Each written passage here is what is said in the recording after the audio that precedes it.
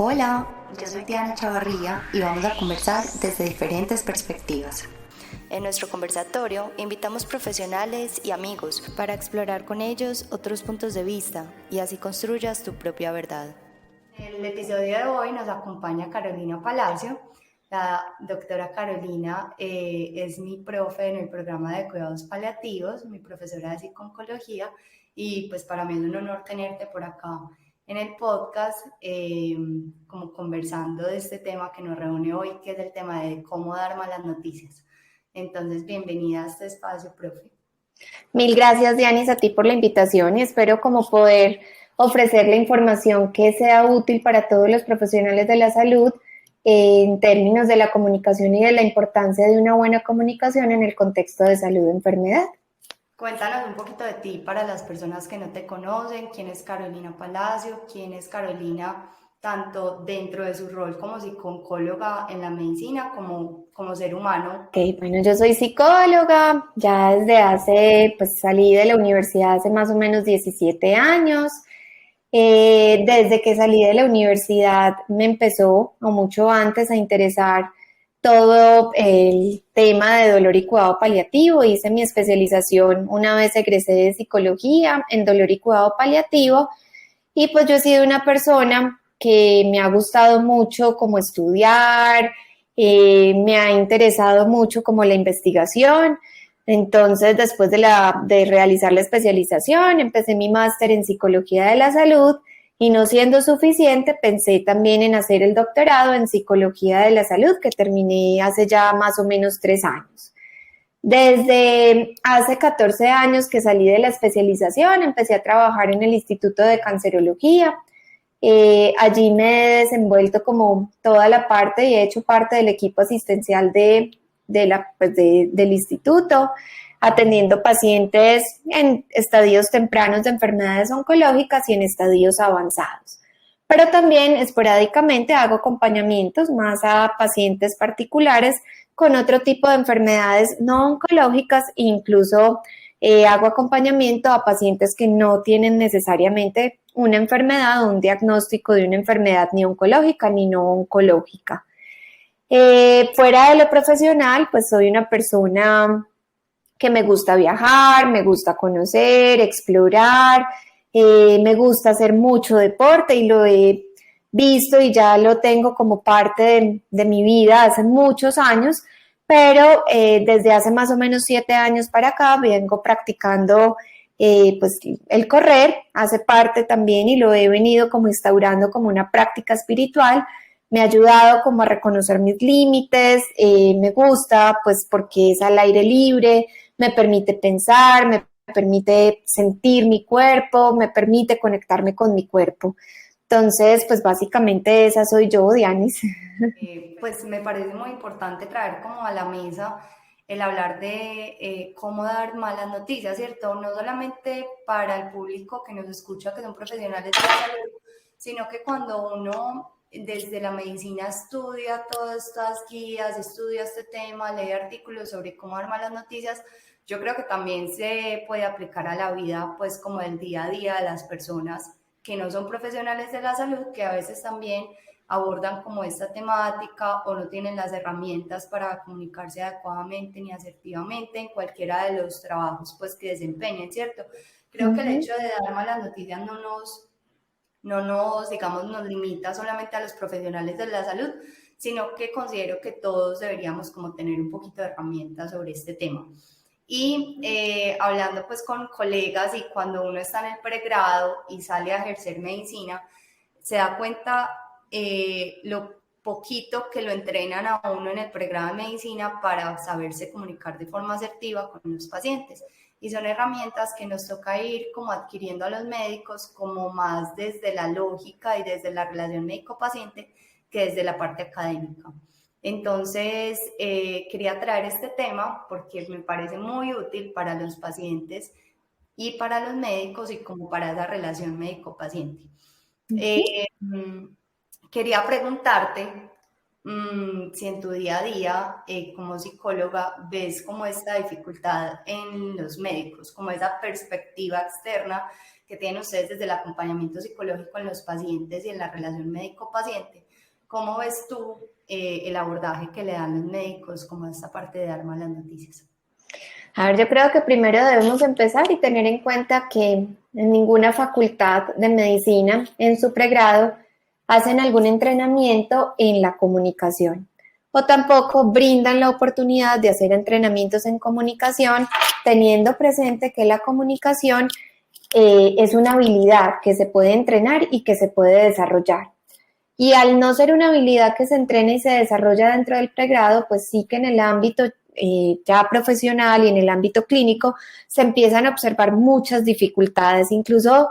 muchos de los estudios que se han venido haciendo alrededor de la comunicación han indicado que en su mayoría los médicos hablan e indican que no se sienten preparados para dar malas noticias, primero porque no cuentan o no tienen la confianza en sus habilidades y capacidades para dar una mala noticia, porque sienten miedo, porque muchas de las ocasiones el miedo no es solamente a ofrecer la información a ese paciente y cómo pueda reaccionar, sino porque muchas de las ocasiones se puede ver o se visualiza como un fracaso dentro de tu práctica clínica como tal. Entonces, en parte eso es lo que sucede alrededor como de la comunicación. Hay muchas dificultades porque no se entrenan, tampoco se desarrolla y porque dentro de tu pregrado pues no te dan información o no te orientan sobre posibles modelos o protocolos para dar y ofrecer una información que supone una mala noticia tanto para quien la está ofreciendo y como para quien la recibe. Sí, y yo creo, profe, también que en muchas ocasiones eso que dijiste sobre el miedo resonó mucho porque cuando uno estudia medicina,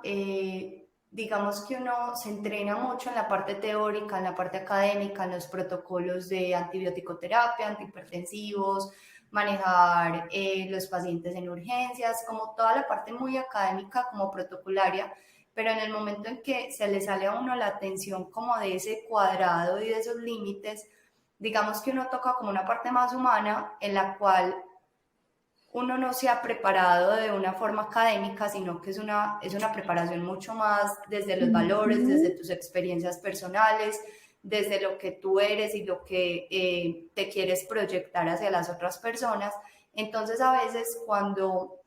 creo que no conocemos mucho como lo que uno es y cómo uno se proyecta, a veces toca como esas fibras y lo hace sentir a uno inseguro hacia lo que uno está proyectando como médico. Y como esa relación entre ya no médico detrás pues con una bata puesta, sino que dar malas noticias para mí implica en lo personal como ponerse uno en el mismo nivel del paciente y llegar a ese punto como también de lograr una relación más íntima que te permita como dejar de ser médico por un rato y pasar como solamente al rol de un ser humano hablándole a otro ser humano para tener como un nivel de empatía, por así decirlo, mucho más sincronizado. No sé si me hago entender como esa parte, pero sí siento que cuando he dado malas noticias, como que siento que en mi mente me estoy quitando la bata de médico y me estoy sentando con otro ser humano a conversar sobre lo que está sucediendo. Y muchas veces eso no es como tan fácil de hacer por esos mismos miedos que uno como ser humano enfrenta en ese momento. A veces también me sucede que tengo como tanta empatía que hago como espejo con alguna situación personal o con algún familiar o con alguna vivencia o un miedo personal, y a veces uno puede tener como el miedo, entre comillas, de exponerle eso al paciente y como cargar de emociones que no le pertenecen al paciente que uno está teniendo en esos momentos. Entonces, como desde las herramientas de la psicología, ¿qué podemos como tener los médicos en mente en el momento de dar malas noticias? O sea, como qué herramientas podemos tener para evitar como sobrecargar al paciente con nuestras emociones y a la misma vez tener la capacidad de conectar empáticamente. A ver, hay algo importante y es que la comunicación es un proceso interpersonal, ¿cierto? En donde hay una relación de mi historia de vida, de quién soy yo, con la historia de vida de esa otra persona a quien yo me voy a enfrentar. Entonces, se va a ver en mi interacción o en juego, lo que yo pienso, lo que yo siento, lo que yo soy, lo que yo hago, y se va a ver en interacción con lo que el otro siente, con lo que el otro piensa y con lo que el otro hace, ¿cierto? Y hay uno de los errores más importantes o incluso que más se dan dentro de la comunicación es que yo pongo mi realidad en la realidad del otro, ¿cierto? Casi que yo suelo decirle al otro que a mí me pasó algo similar y que hice esto en particular. Porque cuando yo lo pongo o cuando yo hablo de lo que a mí me pasó o de lo que a mí me está pasando, es casi que quitarle protagonismo a esa otra persona que está viviendo una situación que muy seguramente percibe de forma amenazante. Entonces, si yo me pongo como ejemplo, es casi que solamente pensar en mi realidad y no pensar en la realidad del otro. Y casi que yo me estoy prestando atención y le estoy dejando de prestar atención a la otra persona, ¿cierto? No podemos dejar de lado, Dianis, que la comunicación va a suponer un momento o va a generar un entorno en donde va a haber una alta emocionalidad. Y finalmente, esto me va a afectar a mí como pues profesional de la salud o como sea médico o como sea psicólogo, o si soy enfermera o si soy trabajador social o si voy a acompañar a ese médico a dar esa información que yo voy a considerar como mala porque de alguna u otra manera la mala noticia va a cambiar de forma drástica esa percepción que esa persona tiene de su futuro y va a traer como consecuencias que esa persona vea necesario reformular su proyecto vital, porque es una situación inesperada la que va a pasar o porque va a haber unos cambios en términos de su manejo médico que van a acarrear en ese paciente la necesidad de hacer una transición del tratamiento que estaba recibiendo a otro tratamiento, por ejemplo, y puede conllevar sentimientos de frustración, en ocasiones expresiones de enojo, de ira y tristeza, ansiedad, miedo, angustia, como tú lo decías. Entonces es por eso que va a suceder la alta emocionalidad. Cuando yo me voy a comunicar con el otro, debo tener presente como 3 componentes básicos. Uno es el estar presente, ¿cierto? Es prestarle atención al otro, es darle protagonismo a ese otro, que no sea yo quien esté hablando de mi historia o de lo que a mí me está pasando o de lo que a mí me pasó en ese momento determinado. A esa persona pudiera interesarle, pero no en ese momento en particular.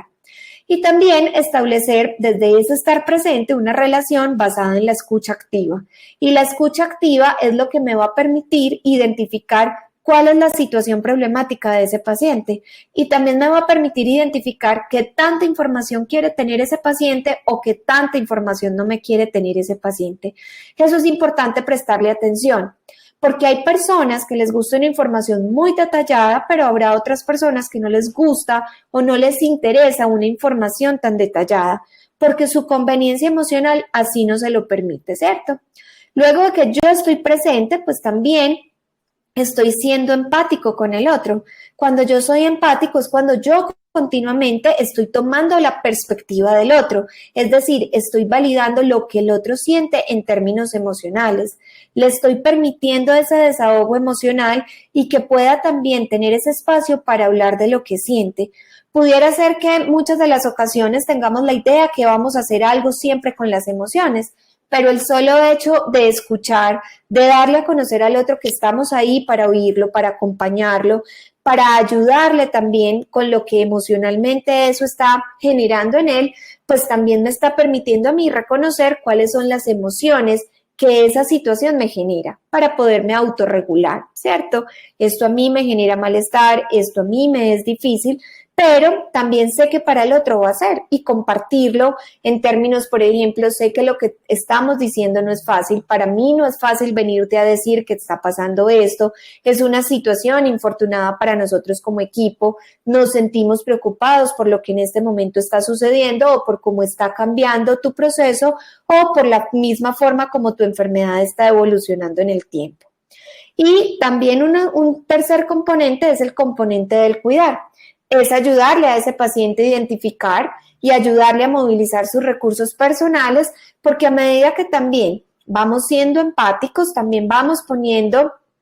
en acción nuestra compasión, como ese sentimiento que nos permite identificar, nos permite sintonizar y al mismo tiempo nos permite movilizar acciones para ayudar a aliviar y reducir el sufrimiento que esa misma situación va trayendo como tal. Entonces creería que las 3 reglas básicas son el estar presente, el ser empáticos y al mismo tiempo la empatía nos permite poner en acción la compasión es casi que la empatía en acción, pero también el hecho de cuidar, de permitirle al otro de ver cuáles son sus herramientas, de cuáles son sus recursos, de cuáles son sus fortalezas para ayudárselas a movilizar y que les terminen funcionando y que le permitan a ese otro de alguna u otra manera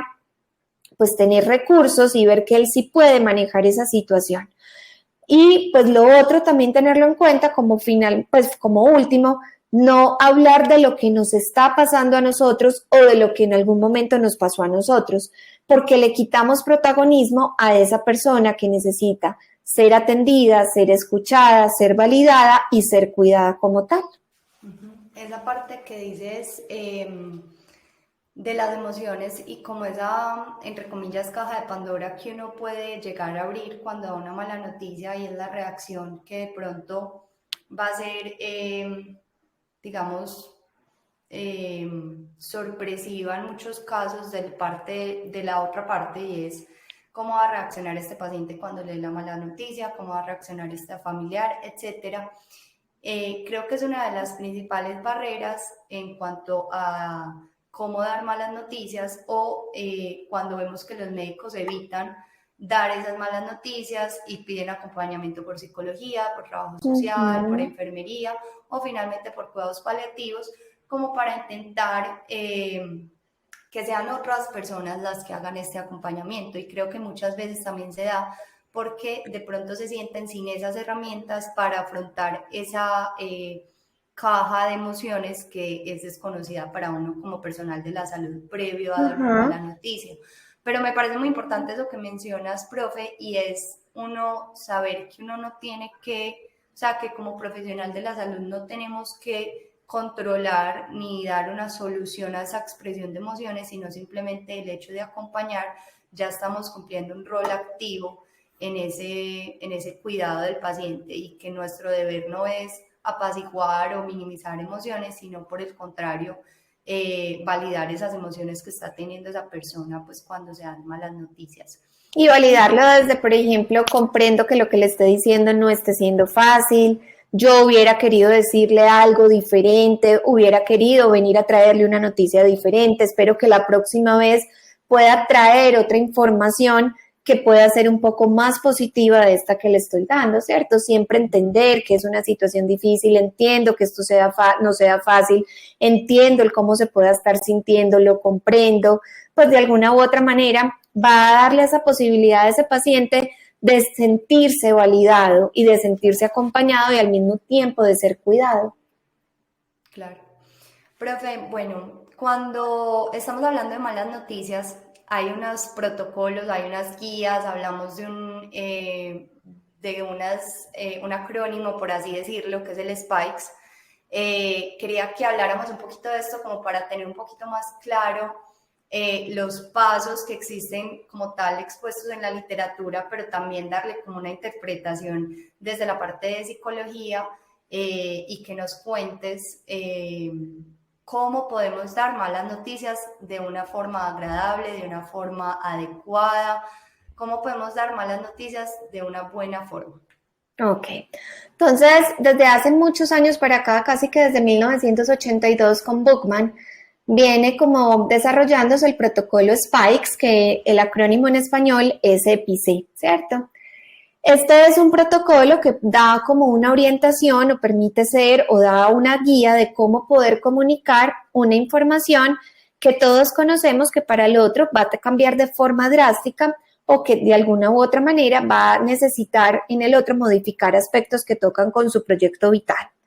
Entonces, este protocolo de EPIC termina siendo una orientación y que tiene más que unos pasos, unos componentes como tal, ¿cierto? Porque si lo vemos de una forma más de paso, casi que lo vemos como forma secuencial y termina no siendo esto de forma secuencial, sino más simultáneo como tal. Dinámico. Exacto. Entonces, el primer componente dentro del modelo SPIKES, que en español es el EPIC, es el entorno. ¿Qué nos dice este componente dentro de este protocolo? Que en la medida de lo posible adecuemos un espacio que permita un encuentro, ¿cierto? Que sea un encuentro privado, que nos permita, que ese entorno permita que podamos estar un poco como a la altura de ese paciente, que nos permita mantener un contacto visual y que nos permita de alguna u otra manera sentarnos al mismo nivel, reconociendo los límites que nosotros como persona tenemos, pero también reconociendo los límites que el otro puede tener dentro de lo interpersonal. Habrá personas que vayan a ser un poco más cercanas, mucho más afectuosas, habrá otras personas que no, ¿cierto? Muchas veces tendemos a confundir la empatía con simpatía y no son lo mismo. La empatía no es decirle al paciente mi niño, mi hermoso, sino que pueden ser de alguna u otra manera palabras que podemos utilizar que pueden ser cálidas para un paciente, pero para otro paciente pueden no ser cálidas. Entonces sí que es importante en este sentido nombrar, darle el nombre a ese paciente, llamarlo por su nombre, ¿cierto? Carolina, Patricia, Jaime, porque pues no todas las personas suelen ser muy abiertas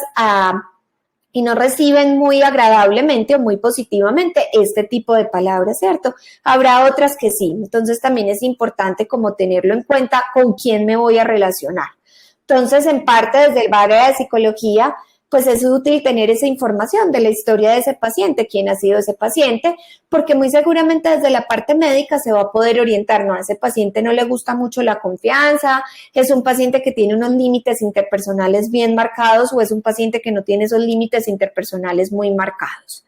Cuando yo ya adecuo el entorno, pues voy entonces dando la posibilidad de conversar con ese paciente sobre qué percibe él lo que le pasa, que sería como el segundo componente, la percepción, ¿cierto? Entonces, en esa percepción lo que yo hago es identificar el paciente que sabe, el paciente que conoce, ¿cierto? ¿Qué ha conocido él? ¿Qué sabe él de lo que le está pasando? ¿Qué sabe él de lo que en ese momento le está sucediendo? ¿Por qué llegó aquí? ¿Qué sabe él de lo que le han hecho? ¿Cuáles son los síntomas que lo han llevado a consultar y qué exámenes le han hecho y qué conoce él de esos resultados, ¿cierto? Indagar por expectativas. Bueno, si bien tú venías en este proceso, venías consultando por eso, ¿qué vienes hoy acá? ¿Cuál es tu expectativa? ¿Cómo quieres que te ayudemos? ¿En qué quieres que te ayudemos como tal? Porque esa percepción me va a permitir atender esas emociones que ese paciente va a tenido durante todo su proceso. Algunos nos dicen es que he sentido rabia porque en ocasiones no he sido atendido o el síntoma no se me ha aliviado, o porque en otras ocasiones el paciente te dice estoy muy preocupado porque sigo igual de enfermo a como estaba hace 2 meses, que fue la primera vez por la que consulté. Y al mismo tiempo te va a permitir percibir qué tanto ese paciente pudiera estar en una negación o qué tanto ese paciente pudiera estar más bien en una evitación. No, yo no he querido saber mucho, no he querido consultar mucho, o yo creería que lo mío no es tan grave, sino que es algo pasajero que puede ser resuelto cuando de entrada con la revisión que tú hiciste antes y como un poco el conocimiento que tienes de esa historia clínica de ese paciente, te das cuenta que pudiera ser una negación porque está minimizando como tal su situación. Luego, cuando yo ya voy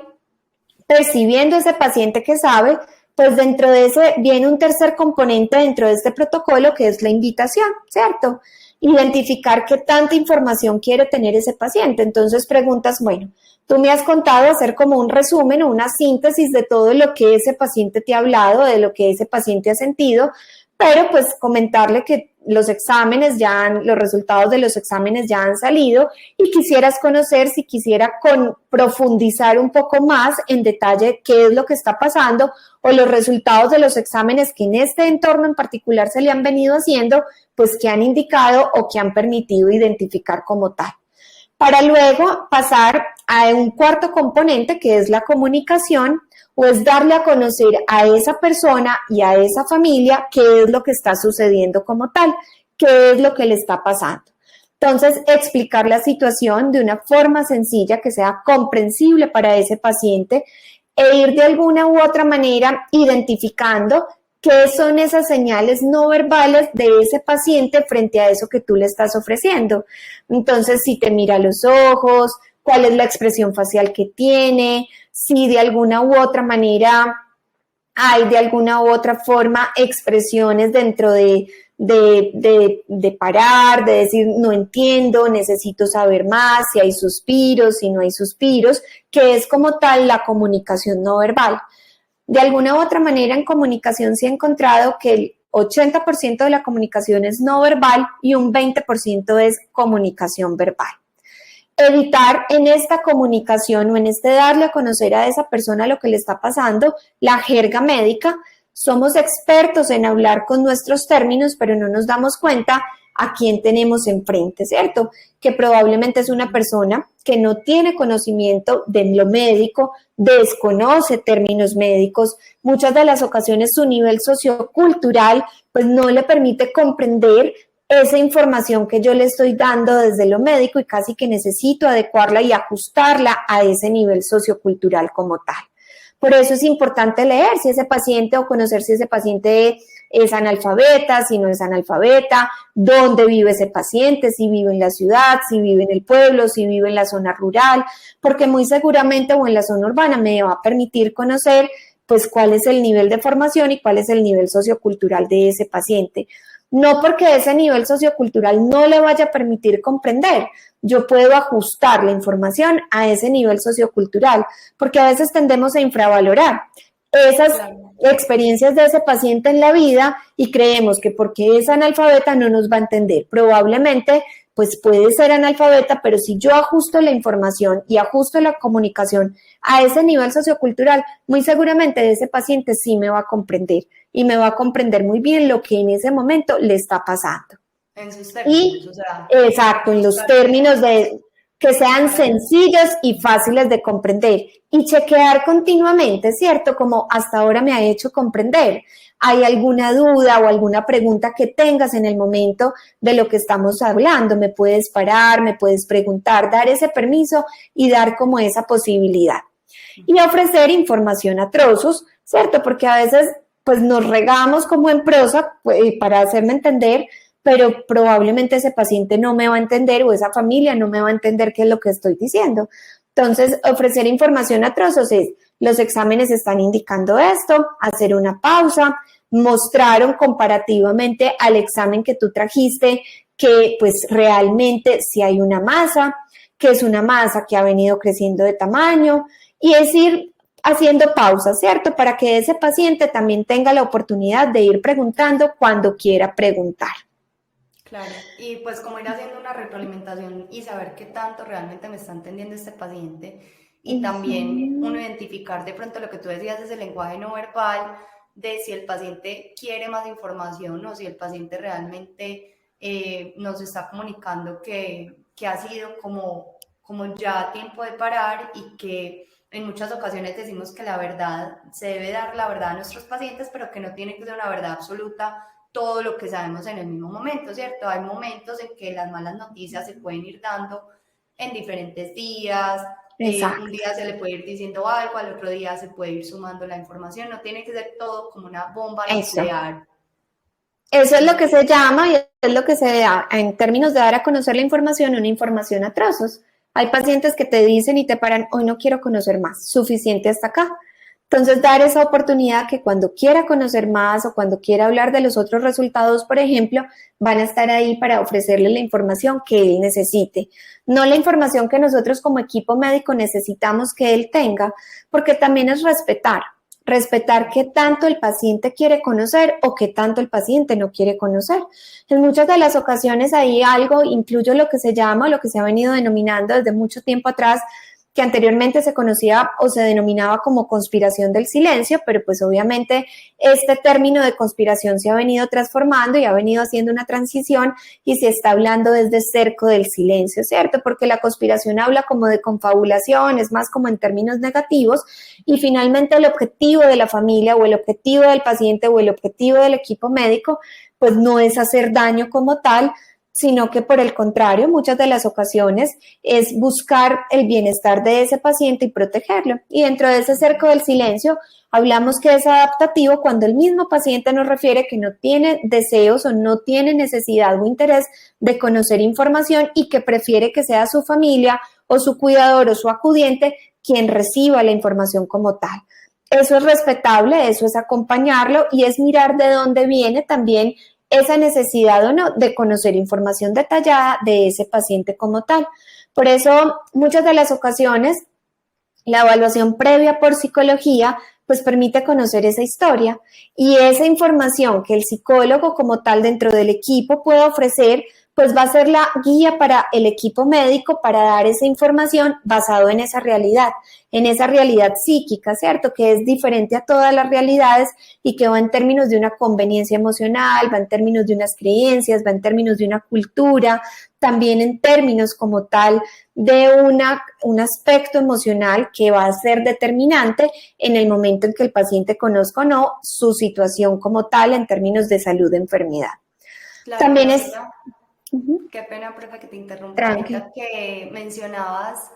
lo de la percepción del paciente, también suele suceder que muchas veces en este cerco al silencio las familias han ocultado cierta información con esas intenciones de proteger a su familiar, es su forma pues de acompañar, y lo que tú dices tienen creencias, viene como desde sus raíces culturales, espirituales, etcétera, y se le ha, digamos que ocultado o se le ha, digamos, minimizado alguna información al paciente. Y cuando uno empieza con este protocolo de cómo arman las noticias y uno le pregunta al paciente qué sabes de tu enfermedad, uno a veces se encuentra en muchos casos que el paciente ya sabe todo lo que él tiene, que ya percibe una realidad absoluta, y que en muchos casos estas familias que tienen cerco al silencio lo que han hecho es como irse alejando de ese acompañamiento porque no se acompañan entre paciente y familia en la misma información, sino que uno ve como que van tomando caminos distanciados entre esa poca comunicación que se tienen desde la verdad, pero que el paciente ya ha tenido la oportunidad de darse cuenta qué enfermedad tiene, por qué está hospitalizado, ya sea porque percibe los síntomas y llega a unas conclusiones propias, o porque en el servicio se ha dado esta información por todo el personal de salud que ve al paciente, que en muchos casos también puede haber como estas fugas de información en el servicio, en la atención pues de paciente a paciente. Entonces, muchas veces con este cerco al silencio nos encontramos que cuando vamos a dar nosotros la mala noticia, el paciente ya la conocía de antemano. Luego también tenemos dentro de este acrónimo EPIC el componente de la empatía, que este es transversal a todo el proceso de comunicación, y lo que nos permite este componente de empatía es continuamente comprender eso que emocionalmente el paciente nos está manifestando, nos está mostrando, facilitarle continuamente y permitirle nombrar y hablar de eso que siente frente a esta información que yo le estoy dando y validarnos nosotros mismos, ¿cierto? Yo sé y entiendo que lo que yo te estoy diciendo no es fácil, y para mí no es fácil venirte a informar esta situación. Hubiera preferido darte otra noticia diferente a la que te estoy dando, ¿cierto? Brindar ese apoyo emocional y de alguna u otra manera anticipar durante todo este proceso pues a emociones que yo voy a sentir, pues darme la posibilidad de estar siendo difícil lo que estoy sintiendo, lo que le estoy diciendo a él y validárselo. Para mí no es fácil venirte a decir esto, porque hubiera preferido darte otra información. Y entiendo el que esto para ti esté no siendo fácil, esté generando angustia o esté generando miedo, si ya te lo he dicho, qué te preocupa, qué te inquieta, cómo te sientes, ¿cierto? Con esto que te estoy diciendo. Porque esto es lo que va a permitir, de alguna u otra manera, generar un espacio en donde el otro también se sienta validado y se sienta cuidado como tal. Y por último, dentro de este modelo EPIC, que es el SPIKES, está el componente de estrategia, que es entonces repasar todo lo que yo le informé, todo lo que yo le dije y dar la posibilidad de generar un plan de acción, ¿cierto? Y dárselo a conocer tanto al paciente como al acompañante, bien sea su esposa, su esposo o la familia que lo esté acompañando. Y dar la posibilidad de segundos encuentros, de la posibilidad o de seguir encontrándonos, en donde él va a tener toda la oportunidad de hablar de muchas inquietudes que se vayan presentando en el camino, ¿cierto? O de en algún momento repetir muchas de las ocasiones todo lo que hoy dijimos, porque puede que haya un aspecto emocional que termine siendo predominante, que dificulte en ese paciente comprender lo que en ese momento yo le pude haber dicho, sobre todo porque en la comunicación casi que el paciente capta lo primero y lo final, ¿cierto? Y muy pocas veces logra comprender o concentrarse y atender lo que hay en el desarrollo de esto que está al inicio y de esto que también está al final. Entonces da la oportunidad para muchos encuentros en donde él va a tener la oportunidad y la posibilidad de aclarar cualquier otra información que se vaya presentando en el camino o de poder hablar sobre esto que se dio a conocer en esto particular. Digamos que en la teoría, pues todo esto suena hermoso, que todos quisiéramos tener el espacio, el tiempo, la relación médico-paciente, las herramientas, la capacidad de introspección de uno saber cómo dar las malas noticias y lo que uno está sintiendo con relación a dar esas malas noticias, pero lastimosamente muchas veces vemos que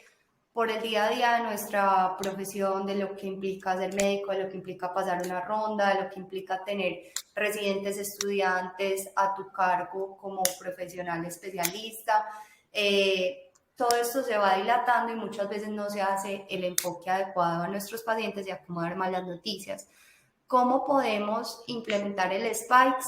dentro de un sistema de salud como es el colombiano, donde a veces no tenemos el espacio adecuado que uno quisiera, privado, que a veces son 2 o 3 pacientes por habitación? ¿Esto es posible o definitivamente es una limitación? No, a ver, obviamente tenemos que tener en cuenta nuestro sistema de salud, ¿cierto? Y muchas veces lo que tú dices, no siempre el entorno se presta para ofrecer este tipo de comunicación, este tipo de información. Y tal vez desde mi punto de vista más personal, creería yo que aquí se hace necesario un poco la creatividad y hacer de este espacio un espacio lo más privado posible, ¿cierto?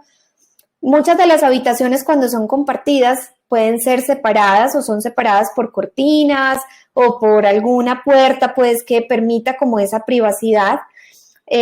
Dar en la medida de lo posible, cuando yo estoy cerca a ese paciente, hablar en un tono de voz bajo. No se trata que todo el mundo, que toda la habitación conozca lo que a ese paciente le está sucediendo. Entonces yo creo que sí es importante tener en cuenta que se puede aplicar este protocolo o que puede usarse como una guía dentro de la comunicación, pero que también aquí se pone en juego la creatividad, que como equipo médico tengamos, tomarnos el tiempo, darnos la oportunidad y validarnos a nosotros mismos, ser autocompasivos, es decir, ser amables con nosotros mismos, en que sé que voy a ir a dar una noticia que no es fácil, quisiera con este paciente otra cosa diferente porque es joven, porque es contemporáneo a mí de pronto, o porque conocí un poco de su historia, o porque la psicóloga me contó un poco de su historia, de su realidad social, de su realidad psíquica. Entonces también es importante, pero que es posible, sí, que hay que ser un poquito creativos en términos como del adecuar el entorno, claro,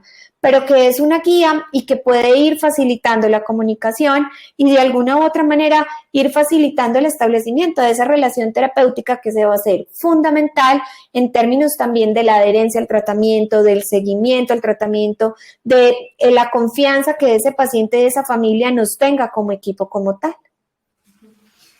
Profe, y mi última pregunta ya para cerrar este episodio y es, ¿qué tanto impacto tiene el cómo damos malas noticias en el proceso de enfermedad, de sanación o de duelo de un paciente y de su familia? Desde esa área de psicología,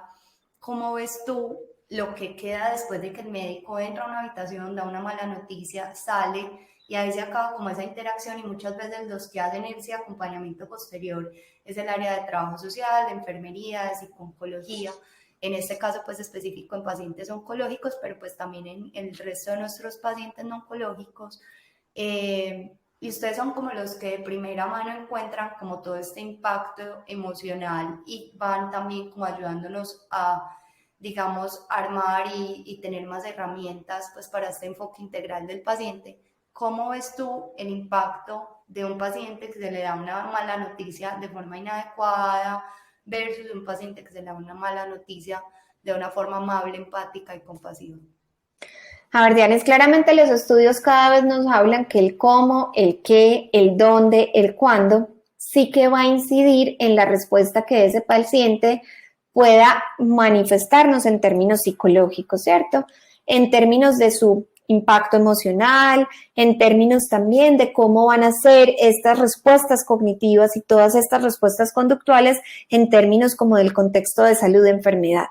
También la forma como demos la información va a determinar aspectos relacionados con el bienestar, que tanto este paciente y esta familia van a hacer una valoración positiva o negativa de su bienestar. Va a tener un impacto en la forma como ese paciente también nos presenta los síntomas físicos, cómo nos habla de esos síntomas físicos, que es lo que podemos denominar como los aspectos biológicos. Va a ser determinante y va a modular aspectos relacionados con la adherencia y el seguimiento de los tratamientos médicos. Va también a determinar cómo es esa relación familiar en términos de qué tanto ese paciente va a permitir o no ese cuidado, a partir de qué tanto ha venido comprendiéndonos su situación, y en todo lo que tiene que ver con la relación médico-paciente. Muchas de las ocasiones